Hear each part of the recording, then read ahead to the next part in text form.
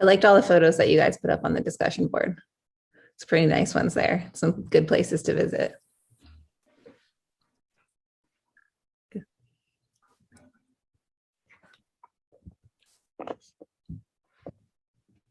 Okay, I'm gonna go ahead and get started. So if you guys didn't see already, I posted some lab materials on the course website.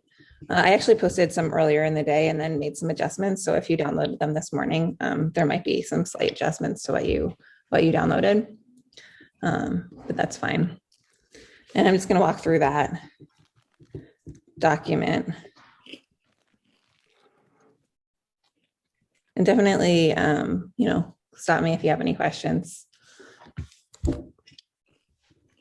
And we'll go ahead and get started. You have to bear with me because writing with the iPad is still a work in progress.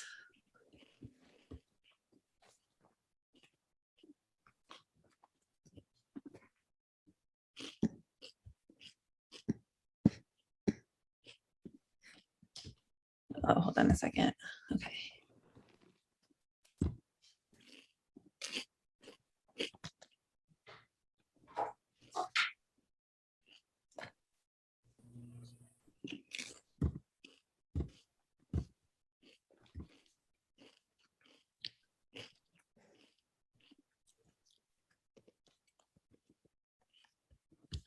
Sorry, guys, it's not quite mirroring.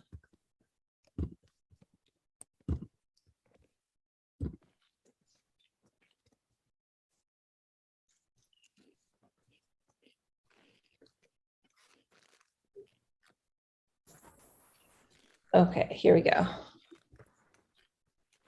So this is the document.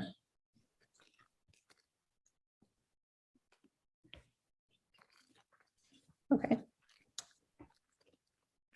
So what we're going to cover today, so homework one is due this Friday, and I'm going to go over some examples related to that with the exponential family, the exponential and the chi-square distribution. And then homework 2 is also posted, and that's due the following week on Friday, February 11th.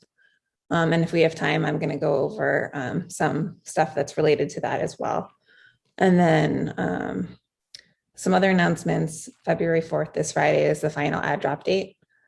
This upcoming Thursday, February 3rd, I'm going to have, during class time, I'm going to do another lab of this style to cover more material related to homework 2, and also hold open-ended office hours because I don't expect that lab to take the full class period.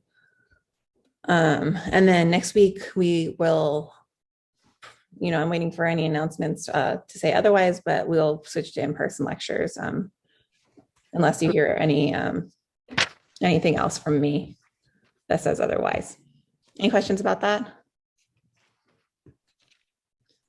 And so if you have any, if you want any more practice problems, the Dobson book has some here that are related to the content covered in these first 2 homeworks. So I have a little bit of review first before I go into the examples. So probability distribution is said to belong to the exponential family if it can be put into the following form. And this is just the form from the lecture notes. There are other forms that are related, but this is the one that we're using for the homework. And this is actually a typo. This should be B of theta, not B times theta.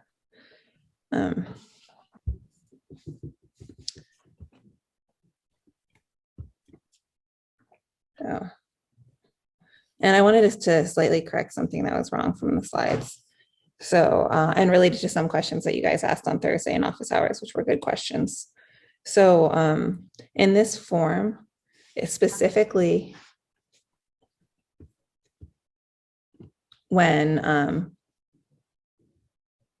this part T of Y, I'll just write this, the form here. So you can see it because it was on the last page.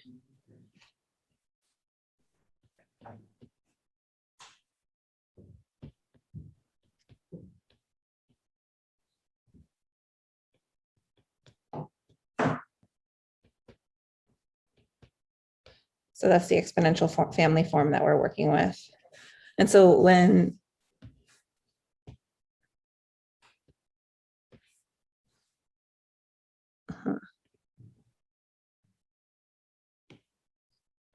Okay, so when this term, t of y, is equal to y when you put it into exponential family form, then you have these nice properties that the expectation is the first derivative of b prime of theta, and the variance is a of v times b double prime of theta.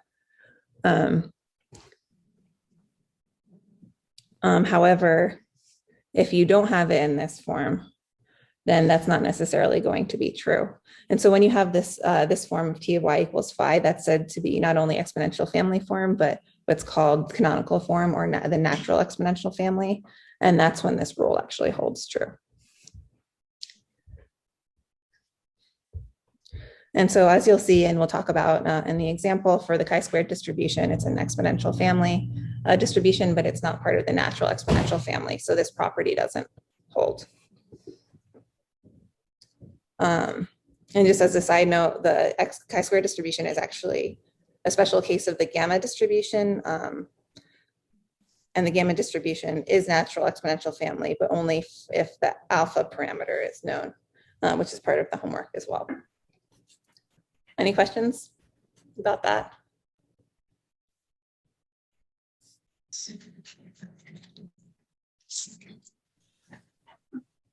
And so thanks for your good questions in office hours. You're keeping me on my toes, which is a good thing.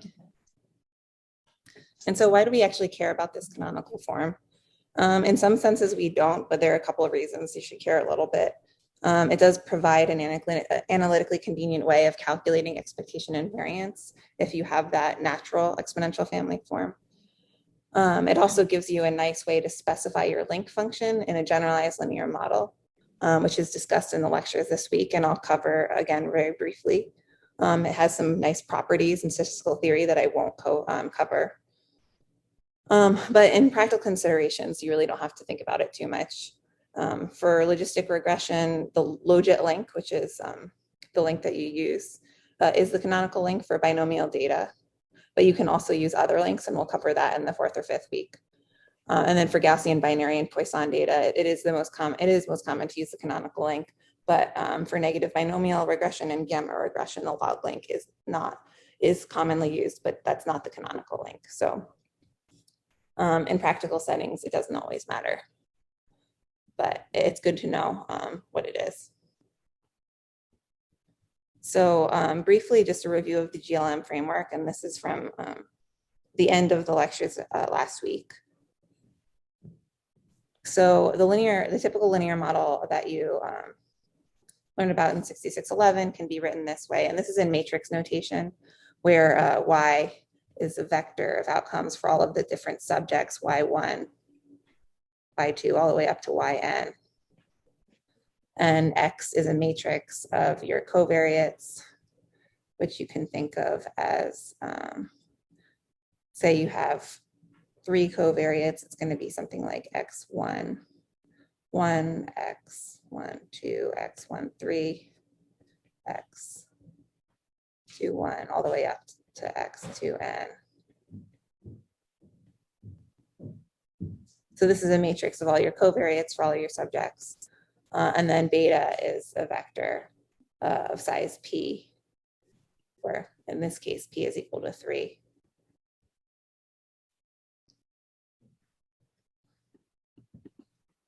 That's just your betas to weight these different covariates. So the linear model can also be expressed as in this way, where y given x has a normal distribution with parameters mu and sigma squared, the mean and the variance. And mu is just equal to your x times your beta. So this model specifies that the response variable y is continuous and normally distributed.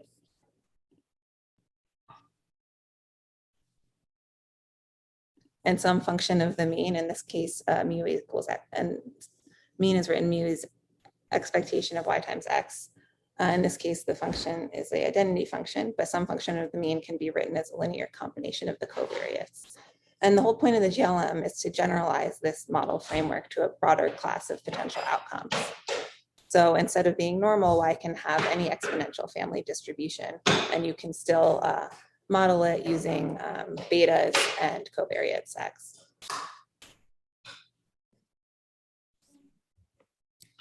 And in the GLM framework, the mean is still the expectation of y given x, but it can be taken to be a more general function of the x times beta rather than just the identity function. And then we write that down is g of mu equals x times beta, where g is that general function. That's what's called the link function. And this is where that canonical link comes in. And the link function is what relates your mean to the actual covariates and the betas.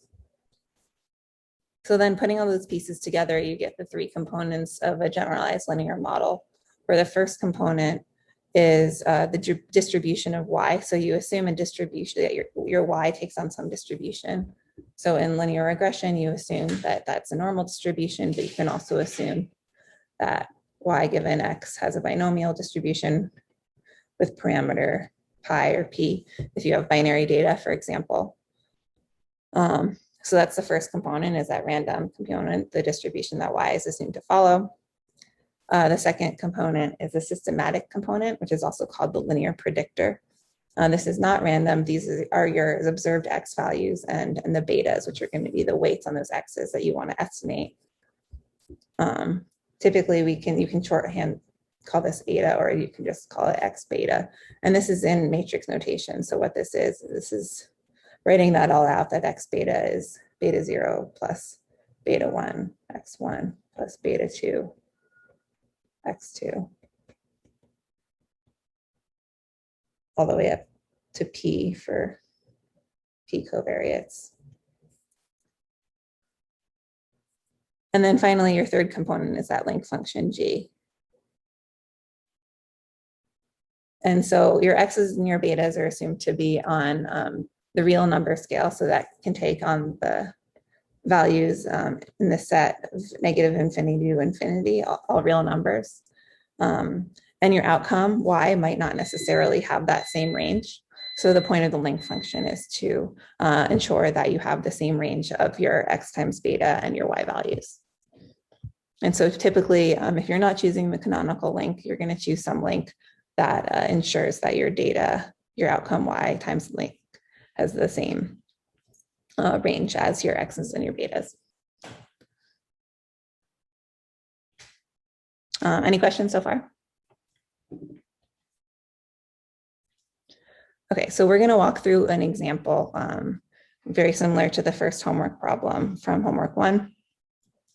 And I'm just going to walk through sort of how I expect this type of problem to be solved, but I encourage you to walk through it with me and stop me if you have any questions.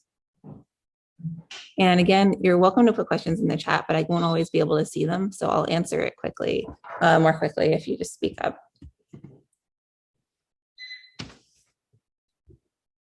So the exponential distribution is one of the common exponential family ones. It can be used to model time to event data. It's a continuous PDF, which can take this form. And actually, this is a slightly different parameterization than what I gave you in the homework. This is common. This is the form that you see in Casella-Berger, which for those of you who are not taking statistical inference, that's the textbook that they use. But the Dobson book uses the slightly different parameterization with theta, where theta is equal to 1 over beta. And the distributions are effectively the same here, but it's just that the way that the parameter is written in that is slightly different. So, and so then what that means is the expectation and the variance you're going to get is going to be slightly different as well. So just keep that in mind when you're going through this for the actual homework. But when it's expressed this way, that beta is called the scale parameter, but when you have the inverse, the lambda, that's usually called the rate or the inverse scale parameter. So let's go ahead and put this distribution in exponential family form. So I'm just going to write, I'm going to start off by writing the distribution here. And have to toggle for a minute here. examples on the previous page. So we have f of y given beta equals 1 over beta e to the negative y over beta. That's distribution. And the exponential family form that we want to put it into of y given beta and phi equals e to the t of y times theta minus b of theta over a of phi plus c of y and phi. Okay, so that's the form that we want. And so then we can take this f of y given beta and bring everything into the exponent.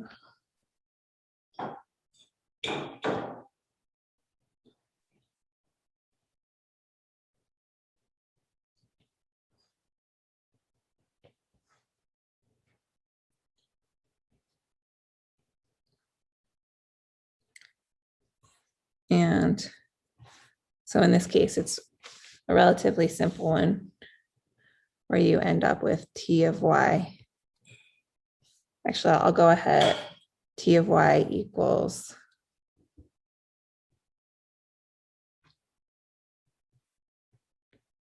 y.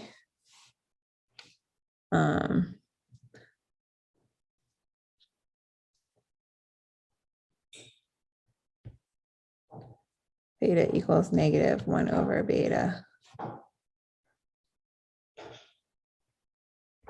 And b of theta equals negative, or not negative here, actually, just, sorry, it takes me a second to erase.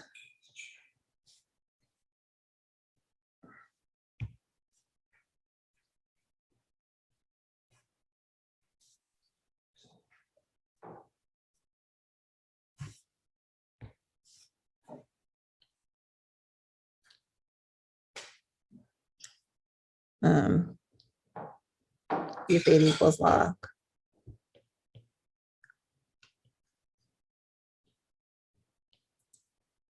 beta. So we want to put that in terms of the theta parameter. And then we get, this means that beta equals negative 1 over theta. So you would get here, actually, we don't want that to be negative. So I actually amend this. Let's get rid of this for a second.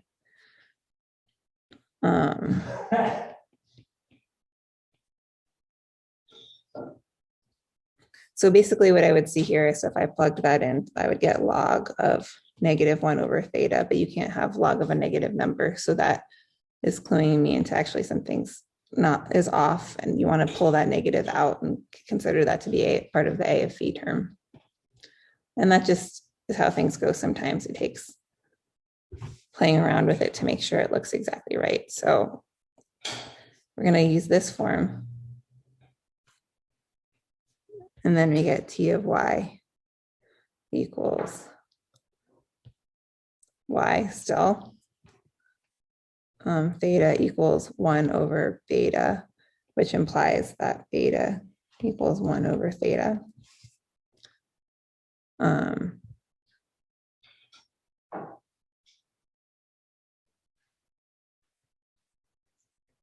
B of theta equals negative log beta. A of phi equals negative 1. And then your C of y and phi term is just equal to 0 here. Any questions? Okay. So then we also want to calculate the, so in terms of theta, then that's going to be negative log 1 over theta, which is equal to negative log 1 plus log theta, and this is 0. So that's just equal to log theta. So then we also want to get the variance and the mean.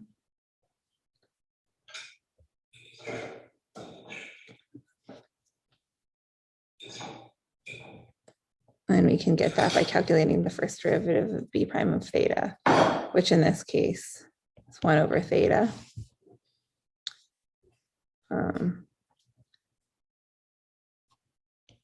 And that's going to be the expectation.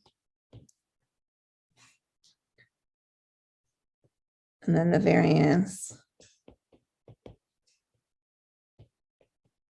is that a of phi term times the second derivative of b of theta, or b, the second derivative of b of theta is going to be, that's a square. So that when you end up with over here is -1 times -1 over theta squared. So 1 over theta squared.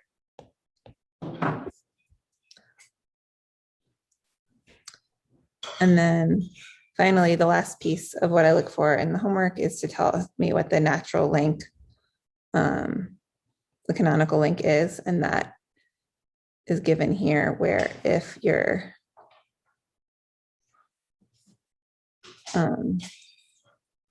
theta is not a function of anything, it's just the identity, then your canonical link is going to be here. So in this case, your canonical link would be g of beta equals 1 over beta. Any questions? I have a question. For the expected value, is there a reason we have it in like terms of theta? Because like I'm used to seeing it as like being beta. Yeah, no, it's just to sort of show that you can use this exponential family form to get your expected value sort of more easily than having to calculate it by like taking the integral and that expectation. But as a sort of sanity check to make sure you're getting the value that you would expect, what I would do is I would check to see that you have, in terms of beta, the expected value that you would expect to see. And that will sort of tell you if you're correct or not. Even just checking the Wikipedia page to see what the expectation and variance should be, and then making sure that it lines up with what you calculated is a good way of checking your work.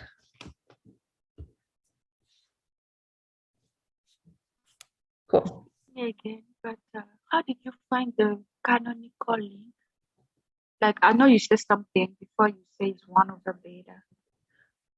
Sorry, Lola. I think I couldn't quite hear your question. Would you mind repeating it? Can you hear me now? Yeah, that's better. Oh yeah, I was asking like, how did you find the canonical link function? Again, can you? Yeah, so that's part of the definition of how the canonical link is defined. So in a more general way of writing down the exponential family, you might not just have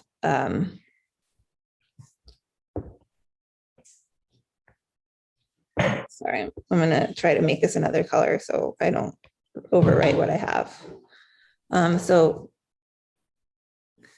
we're looking at that piece of the exponential family form, where sometimes in a different forms, different exponential family forms, you might actually have a function of theta there instead of just theta. It could be like f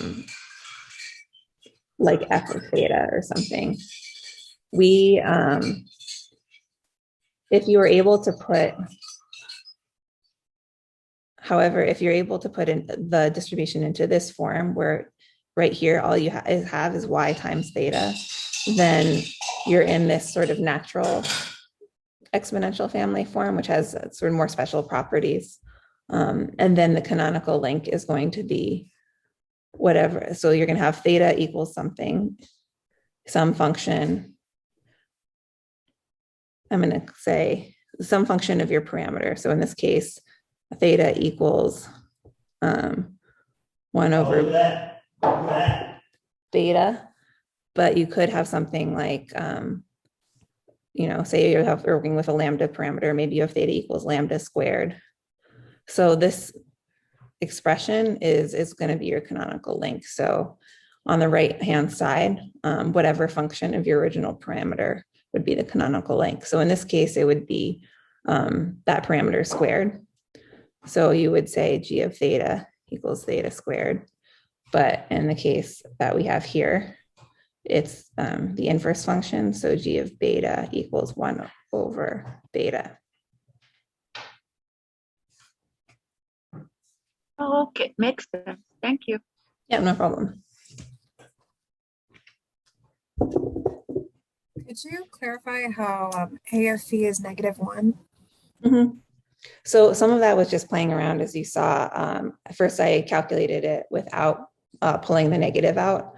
And what I found going down here is I get theta equals -1 over beta. But then when I plug that theta into the b of theta term here, I'm going to have log of negative number, and you can't have a log of negative number. So that tells me that I did something wrong and I need to pull out that negative. So some of it is just sort of rearranging it to see what works. And then when I pull out that negative, I can go and get, I get this form that I showed you guys that works. You don't have to take a log of a negative number.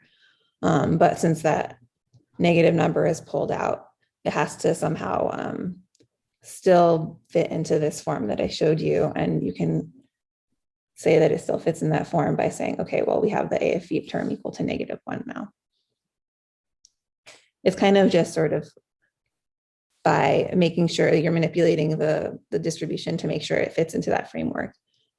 And that's sort of how it ends up looking like that. Speaking of the -1, to me it appears that it's being part both of the b of theta and also the phi value. Like we have the negative log because that negative value was brought, like that -1 was brought down. So like that -1, at least to me, like it seems like it's in both of those parameters. So I'm not sure if I understand your question exactly, It but just seems like the -1 is in both parameters, the v of theta, but also in the phi. I think so. So the b of theta, normally if it's in this form, you would subtract b of theta. And so when you bring the negative out, you have a plus sign here. So you could also write this as what I have written here. Sometimes it's getting a little busy, sorry. And sometimes it doesn't let me write too close to stuff that's already been saved. But you could, so let me just write it down a little bit farther.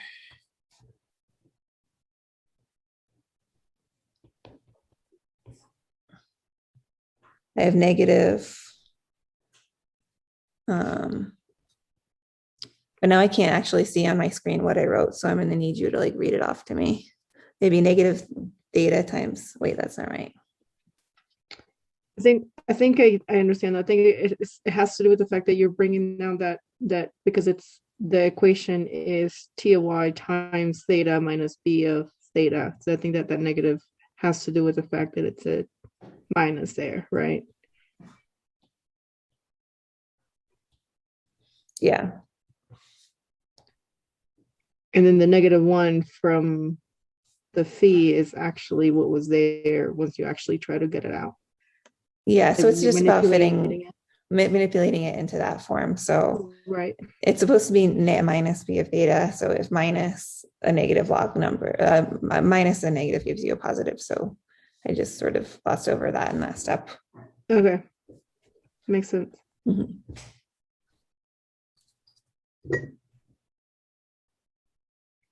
Could you go through how you did b prime of theta one more time? Because I keep getting -1 over theta. Mm-hmm. So totally. So again, I don't know. It's letting me right there now. Okay, so I have b of theta equals log of theta.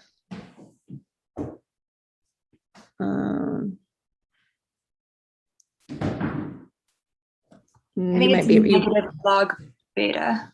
Nope, you were right. I actually went too fast and was sloppy. So it actually should be a b prime of theta equals negative here.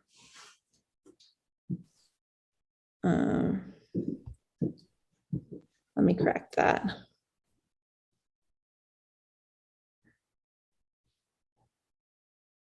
So I'll write that out more explicitly. Hold on. But there we go. Okay, b prime of theta is the derivative with respect to theta of negative log theta equals -1 over theta. I think it was negative log beta, but beta is 1 over theta. Negative log beta. Beta is a log, yes. Thank you. Okay, so I may have been right the first time. Sorry, hold on a second here.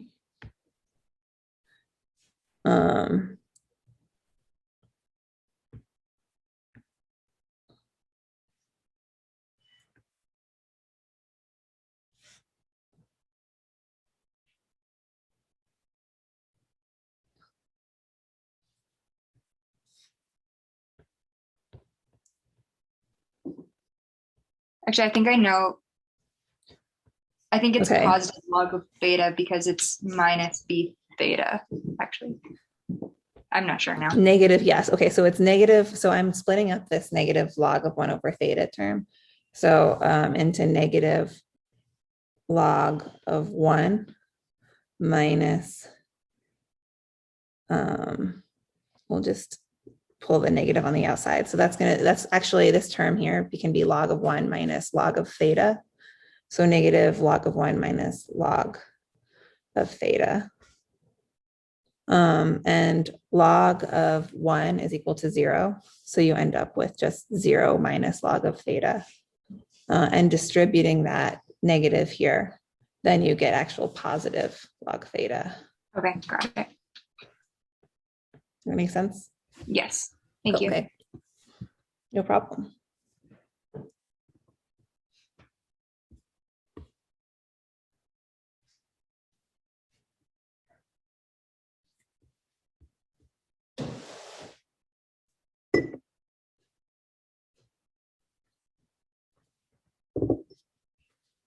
Okay. Any other questions about this problem?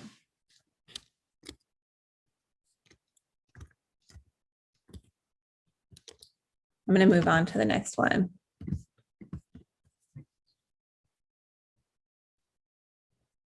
With the chi-square distribution.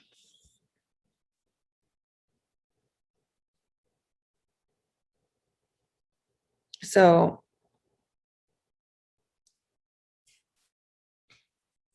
you can ignore this part here. So that's something I originally had this as a gamma distribution, and that's just stuff I forgot to delete from there. So I apologize for that. So again, we want to write this into exponential family form.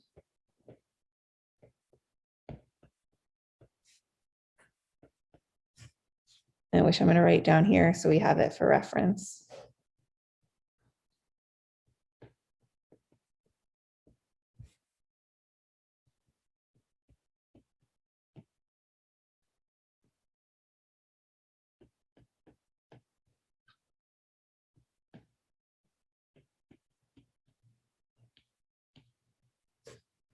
And so for your information, this term right here is called the gamma function.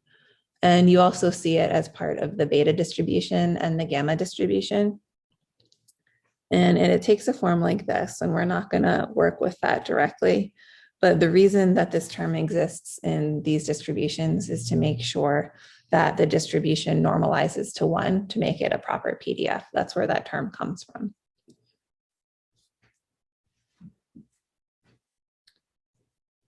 Okay, so putting this chi-square distribution into exponential family form.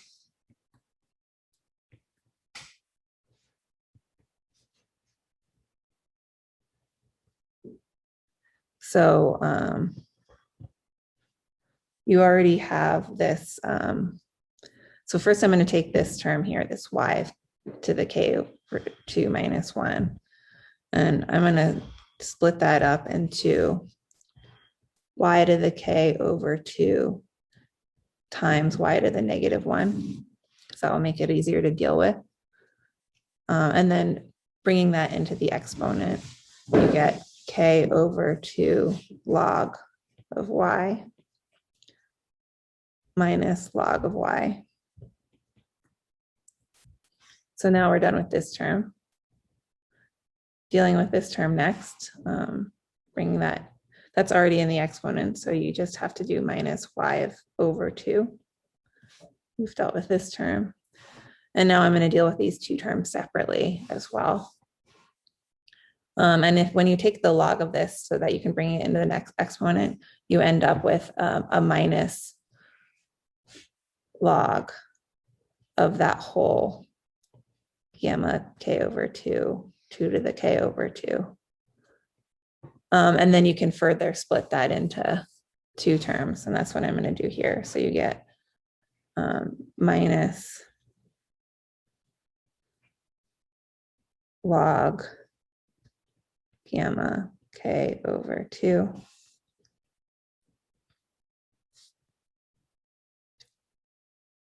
minus k over 2 times log of 2. So now we've pulled everything into the exponent, but we need to rearrange it to look more like the form that we're looking for.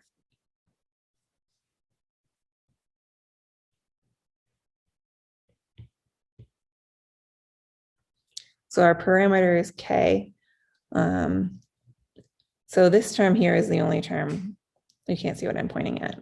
This term is the only term that has the parameter and a function of y. So that's going to be our t of y times theta term. So that can stay where it is, k over 2 log y. And then something that's a function of k, the parameter, well, these are both functions of k. So we're going to have a long, somewhat complicated b of theta. So what I'm going to do here is I'm going to take the negative. I'm going to pull that negative out. So I sort of have a parentheses around those two terms. So it becomes a plus.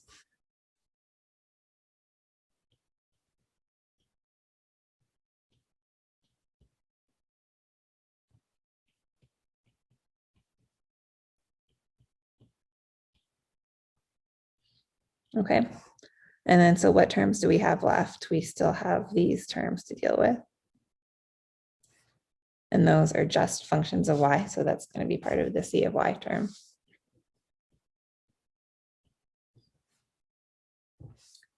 And I actually had a minus there. So hold on.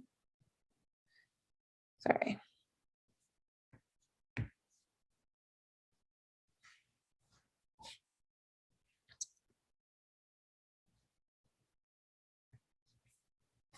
Okay.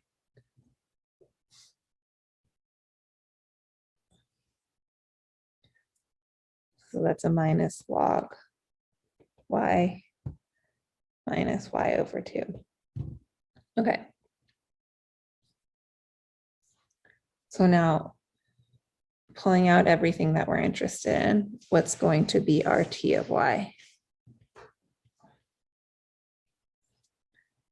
Okay. I'm going to switch to a different color here so I can put boxes around things. So now our t of y term is right here. That's going to be log of y. Our theta term is here. That's k over 2, meaning if we arrange that, we get k equals 2 times theta. Our b of theta term, a little messy.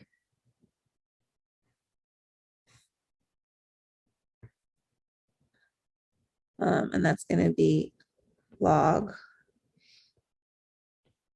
the gamma a function of k over 2 plus k over 2 log 2.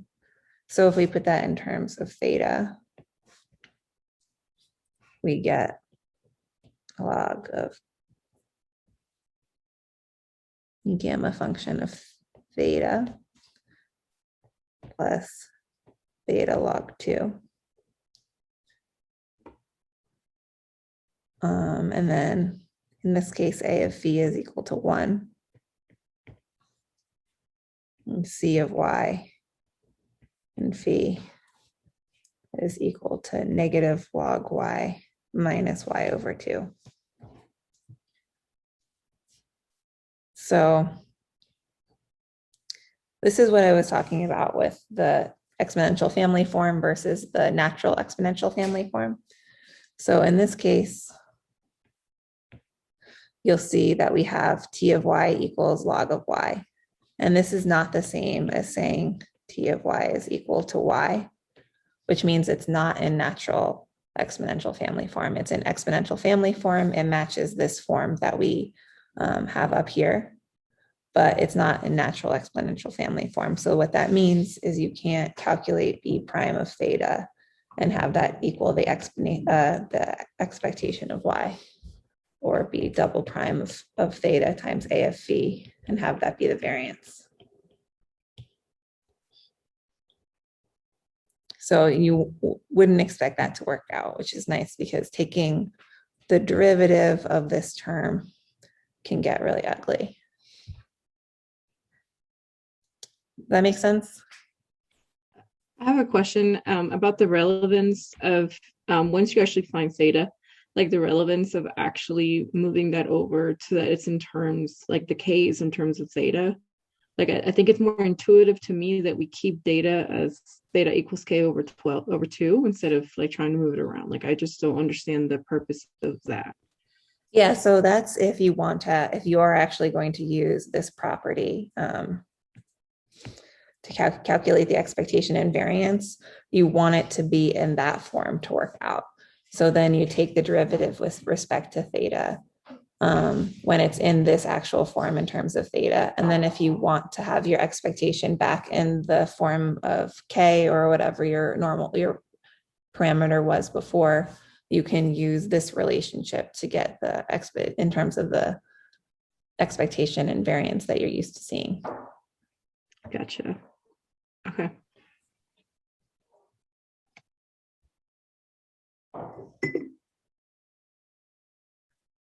So I have a question. So do we like likely always want the t of y to be equal to y? I'm sorry, could you repeat that? Yes. In this case, why we have t of y equal log of y. So do we like want, if possible, the t of y to be equal to y? Well, if it is in that form, then if you have t of y equals to y, then you have these a set of properties here. But it's not always the case that that's possible. That only works for some distributions. And so it's really a matter of identifying whether or not you can do that. Most of the distributions that we work with in a regression setting, you can get this form, like the Poisson and the Gaussian and the binomial distribution. You do have this form.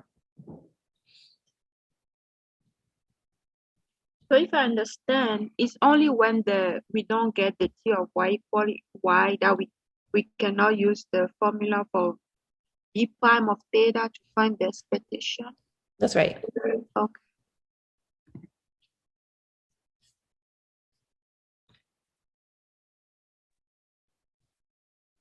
Julia, if you don't have t of y equal to y, is it called not canonical or non-canonical, or what is it? What's the proper? You know, there's a bunch of different ways of writing down the exponential family form, and it's a little bit different in pretty much every textbook, and what they call the form is a little bit different. But for all practical purposes, yes, like you can't call that exponential. You can't call it canonical form. In our textbook, the Dobson textbook at least, which I have linked on the course website, They only call it canonical form if you have this T of y equals y relationship. On Wikipedia, they call it natural exponential family form. If that relationship holds. That's just differences in sort of definition in how they're what they're calling it. Along the same topic, Juliet, you're talking about earlier today about the natural exponential family, which is a special case of the exponential family. Hmm. So like what is the natural part of that term refer to? So the natural exponential family form is exactly what I'm talking about here, where you have this case of T of y equals y. Okay. I don't know exactly why they call it natural. That's just, I think, the definition. Yeah, it's just in the document, it's the same. It says that it's a special case of the exponential form, which makes me think that there's other expressions of exponential family distributions, I guess maybe. Well, yeah, so the special case in the sense that not all distributions will have that form, including this chi-squared distribution, right? So this chi-squared distribution is part of the exponential family, but it's not part of the natural exponential family. So the natural exponential family are a subset of the exponential family. Okay, that makes sense. Thank you. Also, so for the homework, we wouldn't have to find the expected value and variance. No. Okay.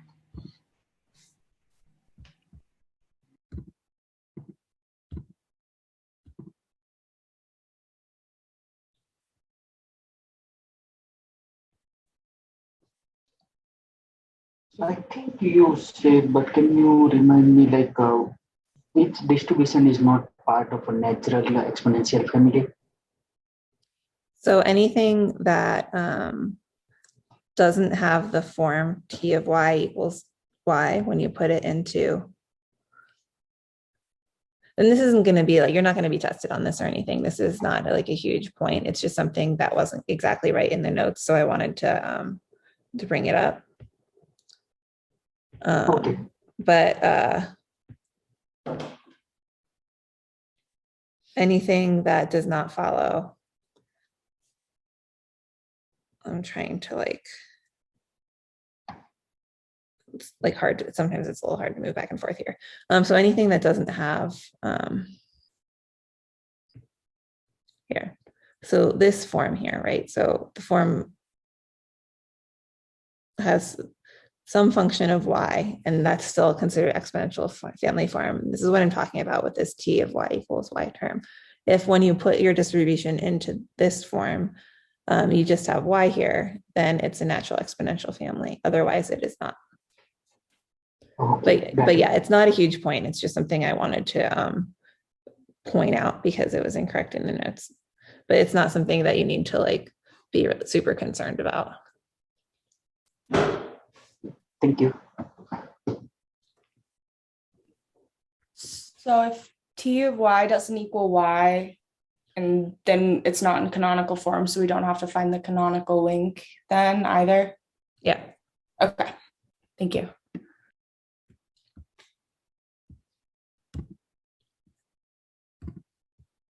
Okay. Unless there are other questions about this problem, I'm going to move on to the next piece.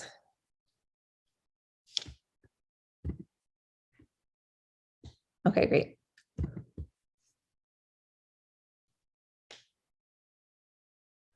So I'm guessing you haven't had a chance to get started on homework 2 yet for the most part.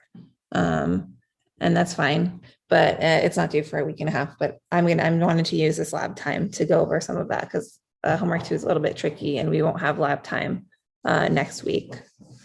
So, and if you have any other questions on homework 1, you're welcome to ask them in office hours on Thursday, or the TA office hours are also now live. So we'll have TA office hours on Friday this week. So we're going to do walk through a practice problem with the MLE, which is the maximum likelihood estimator. And this is all from the lecture videos this week. Have you guys had a chance to watch those videos? Yes, no, maybe.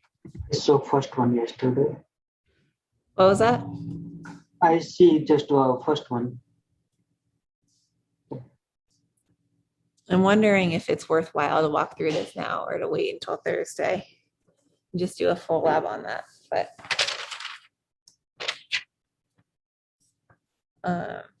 let's start with the first problem, and I think I'm probably going to skip the second problem and leave it for Thursday.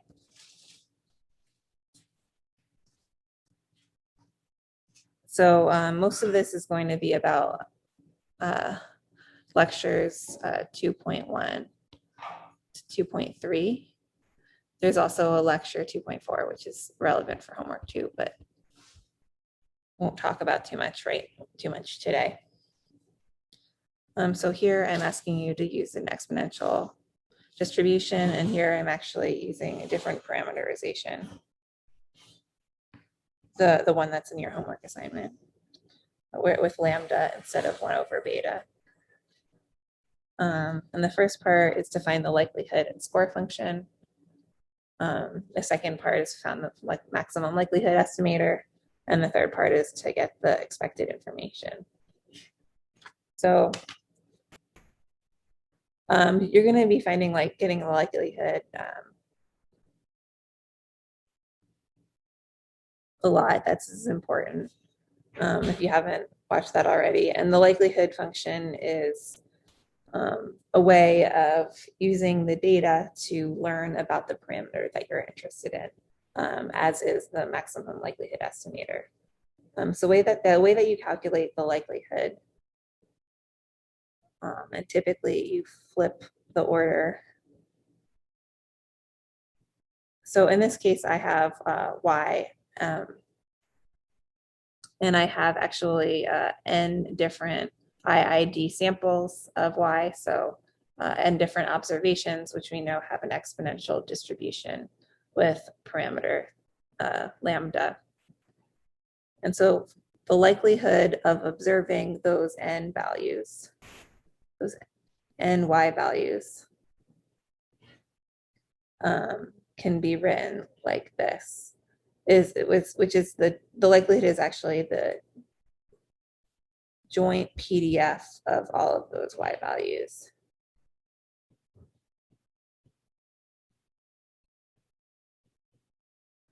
And because we assume that these are IID, the y's are independent, which means you can actually write the joint PDF as a product of all of the individual PDFs for each y.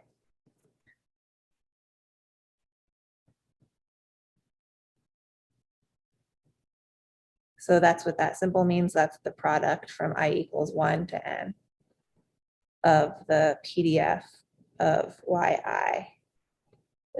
This is a subscript yi.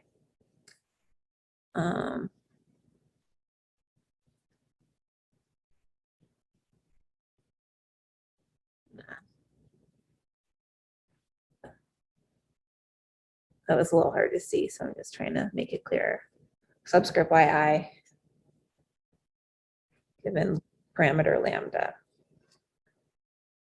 And so then to actually calculate the likelihood in the context of this actual PDF we have here, then you replace this term with the PDF.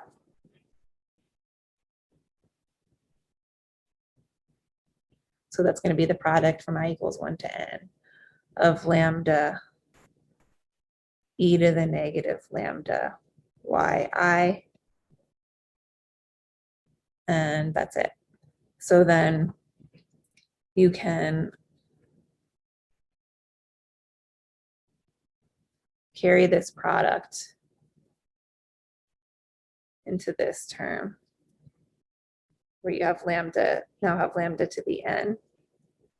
And then when you bring the product into the exponent, it becomes a sum.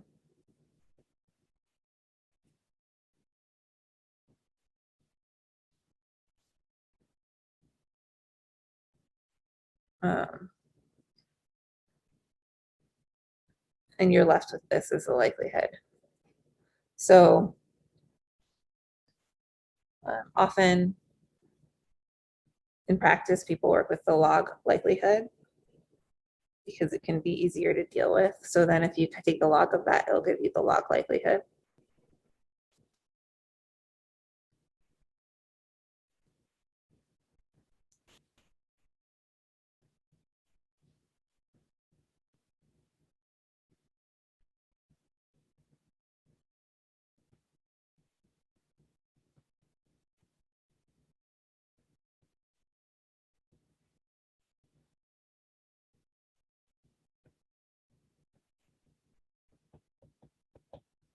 So this is the log likelihood for lambda.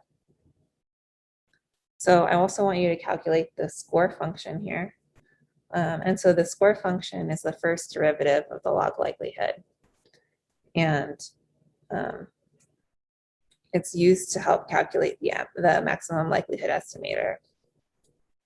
So it's just common practice to write the score as mu of lambda, and the definition for that score function is the derivative with respect to lambda of the log likelihood. And then in the context of this problem, we're taking the derivative of this term here that I've put in a box.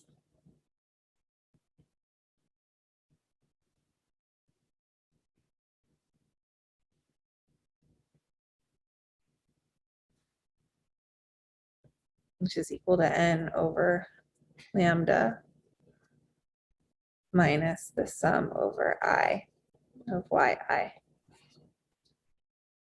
Okay. And then, so that's going to be the score function.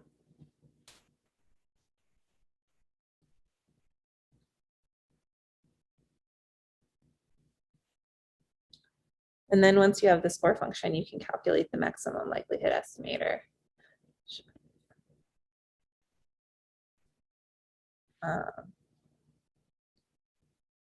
So we calculated the score function to be n over lambda minus the sum over I of yi. And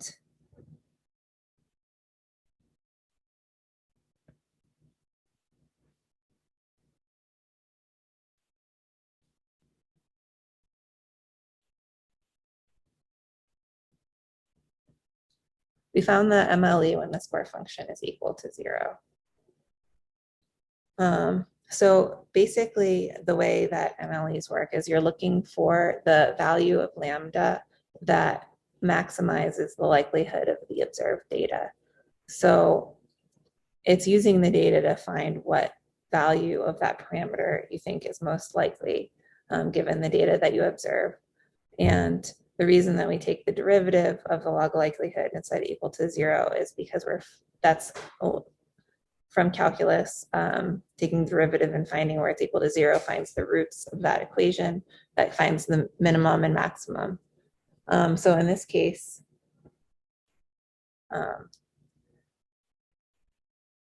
we'd say 0 equals n over lambda minus the sum over I of yi. This is the score equation that we're setting equal to 0, and then we want to solve for lambda to get our maximum likelihood estimator.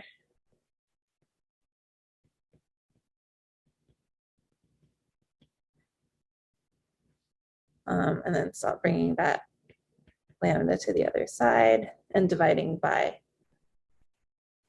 we get n equals lambda times the sum over I of yi, and then you divide by sum over I of yi,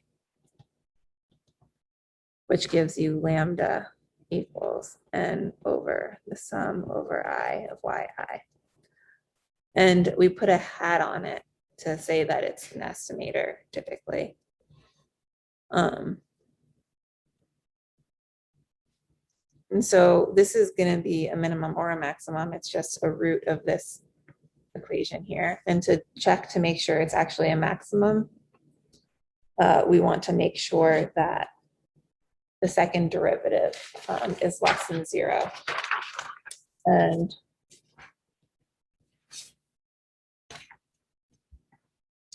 hold on just a second here. I realized I should have paused to ask questions the previous slide. And I'm just pulling up the notes from lecture 2.1.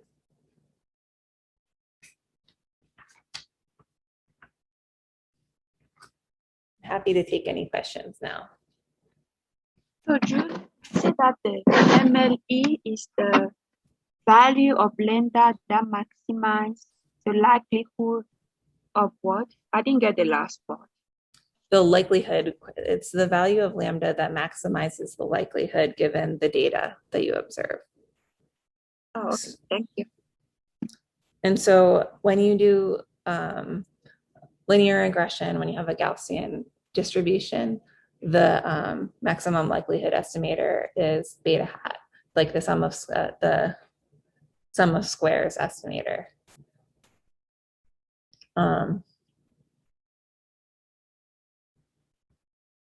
So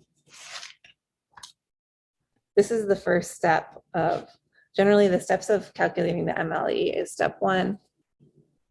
And this is in the lecture slides as well. So step 1 is to write out the log likelihood.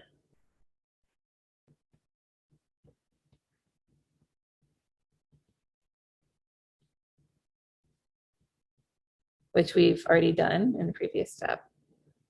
Step 2 is to solve the score function u of lambda equals 0. That's what we've done down here.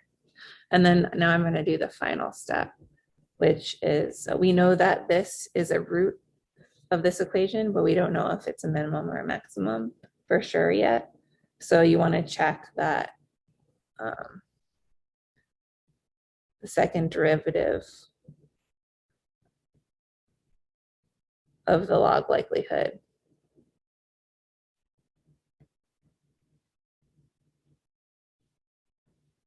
is less than 0.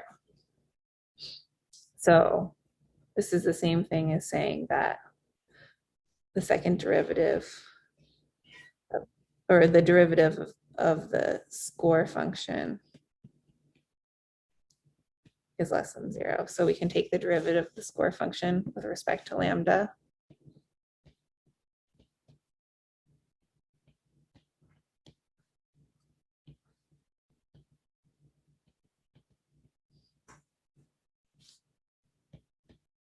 And that's going to be equal to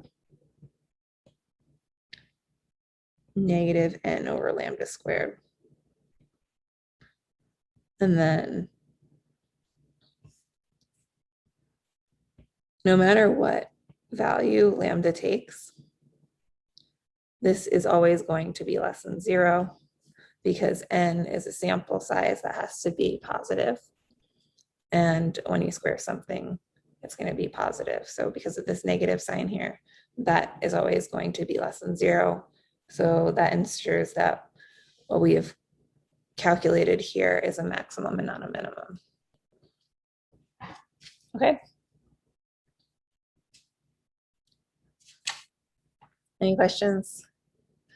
Some of this will make a little bit more sense once you've watched the lecture videos.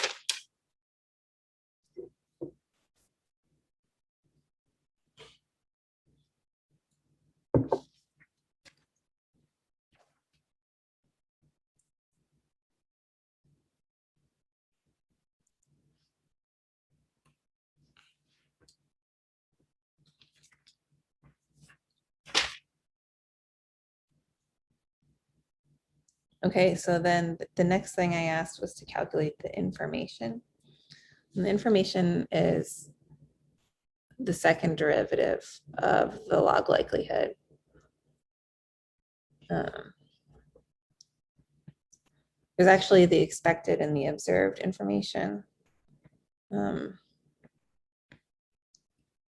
writing out the expected information now.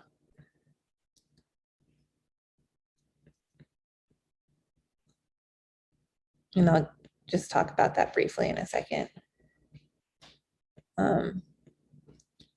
It's just a matter of whether or not you take the expectation of this term. This is the expected information. If you just take the term in the middle, which is negative d squared log L of theta over d. That's not theta, that's lambda. This would be the observed information. For all practical purposes, this doesn't really matter for this class. I'm just, because most distributions you work with, these two things are going to be identical. There are just some cases, you might get into this in theory a little bit if you're taking the theory classes, but in some cases, these will be different, and the observed information is easier to calculate than the expected information. But for our purposes, it doesn't really matter. And most distributions we work with will be the same, but just for your information. So the nice thing about information is once you calculate that, you also can get the variance of your estimator. And once you have the variance, then you can do inference on your estimator. You can get things like confidence intervals and p-values for your parameters. So like in the context of linear regression, for example, your MLE is your beta hat. That's your point estimate. That's what you sort of interpret in the context of your problem. But if you also want confidence intervals and p-values, you need to get a variance for that beta. And that's what we're calculating here.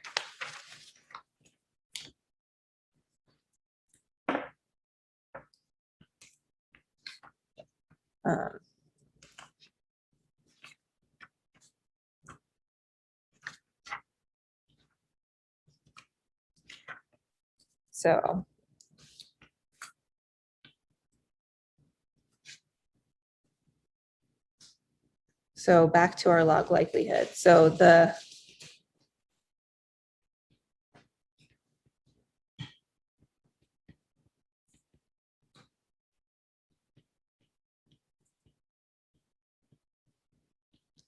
But we've already calculated the first derivative of what's inside this expectation here, which was the score equation. So we can just substitute that in and just take the derivative of that. We actually already calculated that as well to check that our MLE was actually a maximum and not a minimum.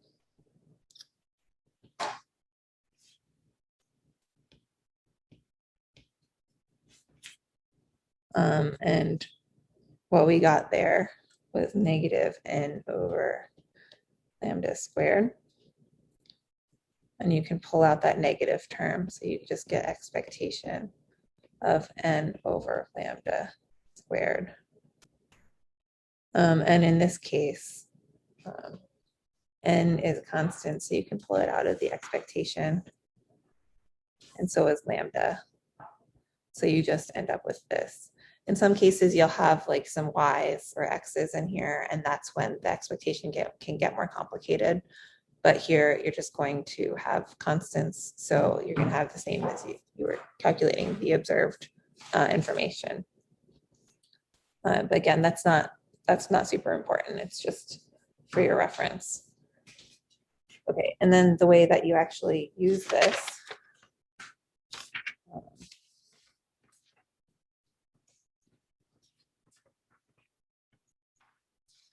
is that now I'm pulling up this, I think lecture 3 from this week.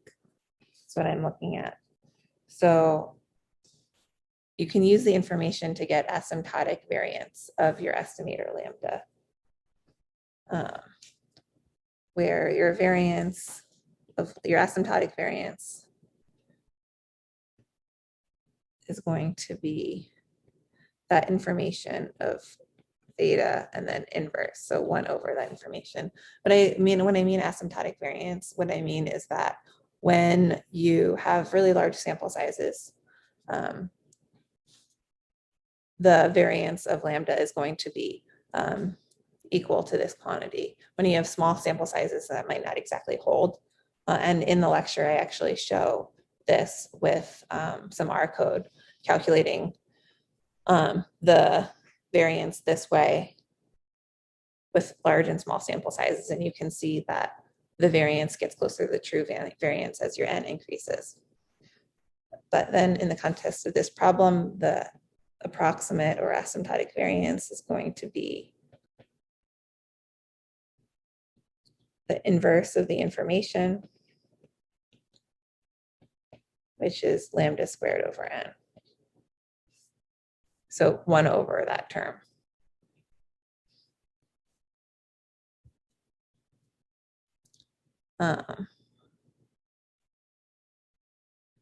And I'm going to leave it there for today, and I'm happy to take any questions about what I just talked about. But I'm not going to go through the other piece of this problem. I'm going to save that for Thursday.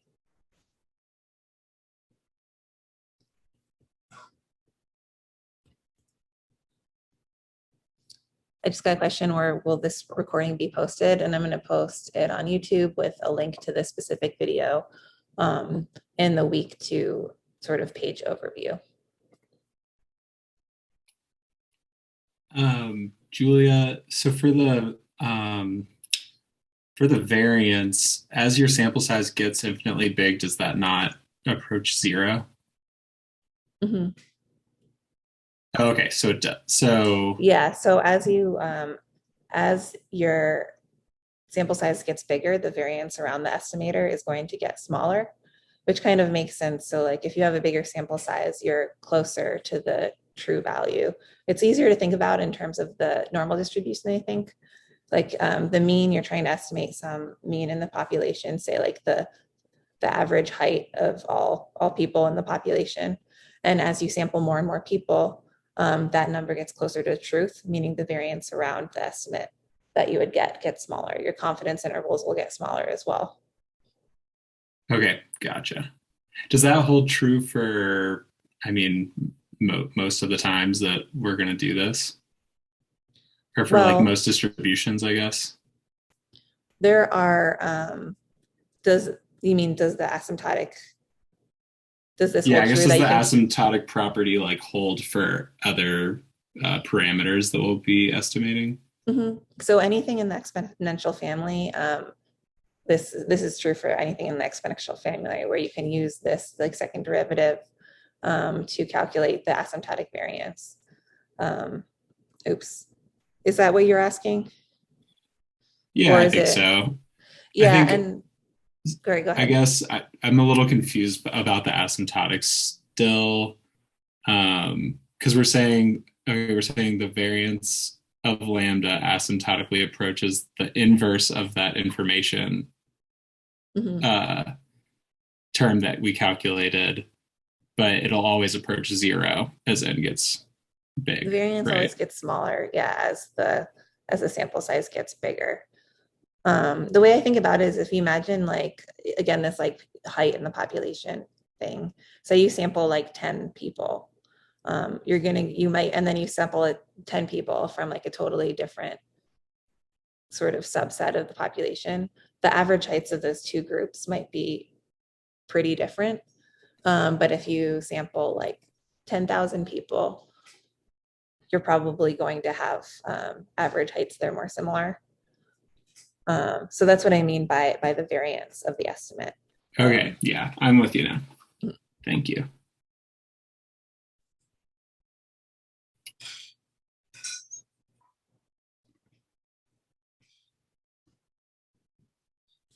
Is this the same definition of information for like AIC and BIC?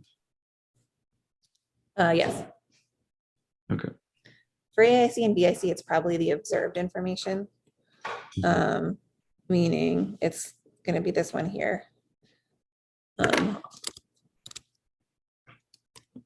I'll look that up now to be sure, but it is, yeah, it's the same thing.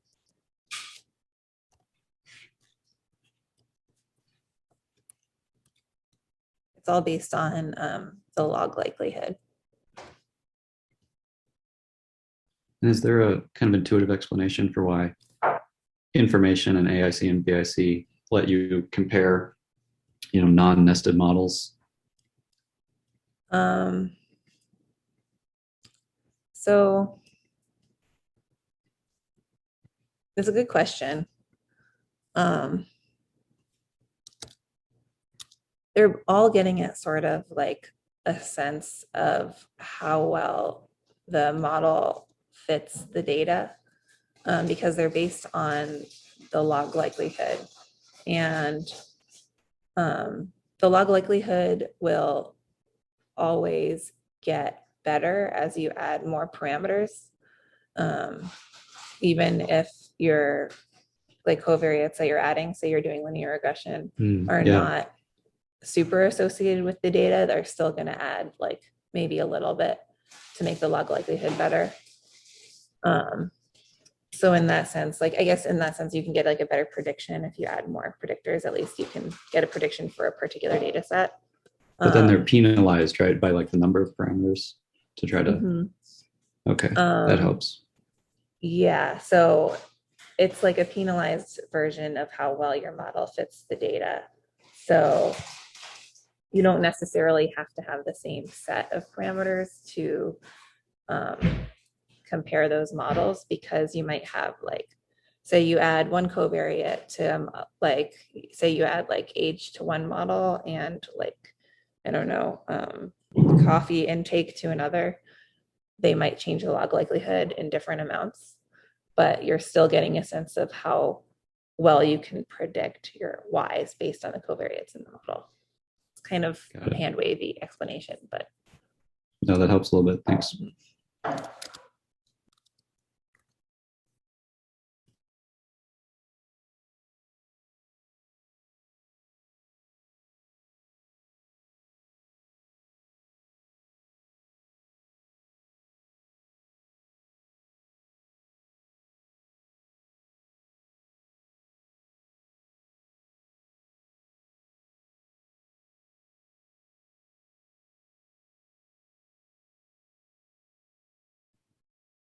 Any more questions? Okay, I think that's it for today. I'll post this up tonight, and yeah, we'll go over more questions on Thursday. So on Thursday, I'm going to take questions related to homework 1 first, and then if we have time at the end of that, then I will go into more lab questions related to homework 2.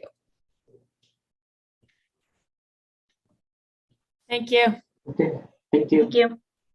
Thank you.